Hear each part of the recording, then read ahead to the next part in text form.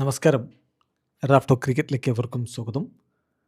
IPL മത്സരങ്ങൾ നാളെ ആരംഭിക്കാനിരിക്കെ cricket പ്രേമികൾ ആവേശത്തിലാണ്. RCBക്ക് ഇപ്പോൾ അത്ര പോസിറ്റീവ് അല്ലാത്ത ഒരു വാർത്ത കൺഫേംഡ് ആയിരിക്കുന്നു. ഇന്നലെ ഇതിൻ്റെ റൂമറുകൾ ഉണ്ടായിരുന്നു, പക്ഷേ ഇപ്പോൾ കൺഫർമേഷൻ വന്നു. കൺഫർമേഷന് വേണ്ടി നമ്മൾ വെയിറ്റ് ചെയ്യുകയായിരുന്നു. അതായത് തുഷാര ഫെയിൽസ് ഫിറ്റ്നസ് ടെസ്റ്റ്. അപ്പോൾ ശ്രീലങ്കൻ ക്രിക്കറ്റ് ബോർഡ് അദ്ദേഹത്തിന് RCBയിൽ ഇപ്പോൾ ചേരാനുള്ള NOC ഡിനൈ ചെയ്തിരിക്കുകയാണ്.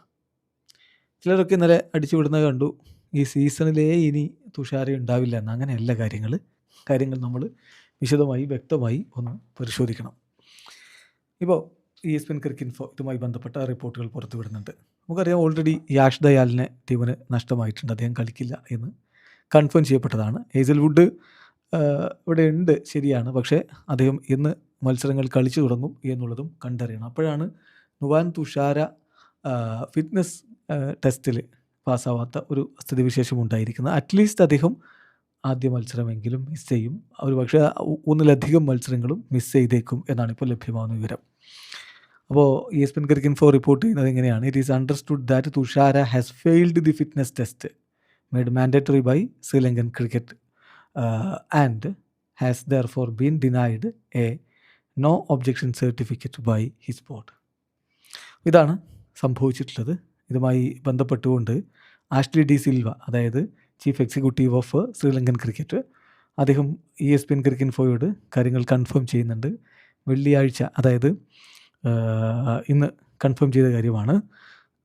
തുഷാര ഫിറ്റ്നസ് ടെസ്റ്റിന് പങ്കെടുത്തിരുന്നു, പക്ഷേ അദ്ദേഹം ഫെയിലായി എന്ന് പറഞ്ഞാൽ 29 പോയിൻ്റാണ് മാക്സിമം.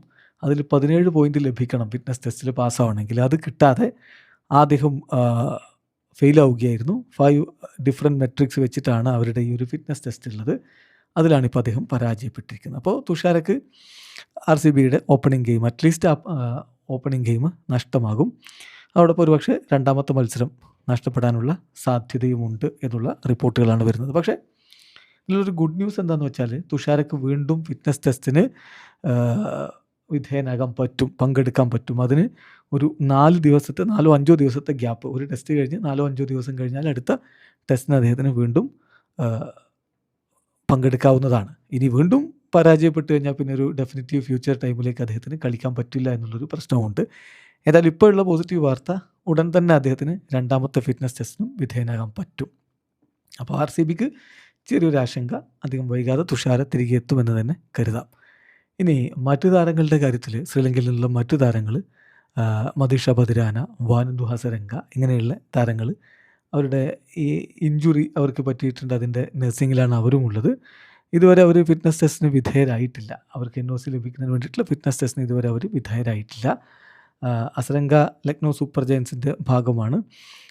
2 കോടി രൂപക്കാണ് അദ്ദേഹത്തെ ഓപ്ഷനിൽ അവർ സ്വന്തമാക്കിയിരുന്നത്. ബദിരാന KKRലേക്ക് 18 കോടി ഇന്ത്യൻ രൂപക്കുമാണ് പോയത്. ഏതായാലും ഇവരുടെ രണ്ടുപേരുടെയും കാര്യത്തിൽ ഇതുവരെ ഫിറ്റ്നസ് ടെസ്റ്റിന് അവർ വിധേയരായിട്ടില്ല. വീഡിയോ അവസാനിക്കുന്നു. ക്രിക്കറ്റ് ലോകത്തെ കൂടുതൽ വിശേഷങ്ങളുമായി റാഫ്റ്റോക്സ് എത്താം.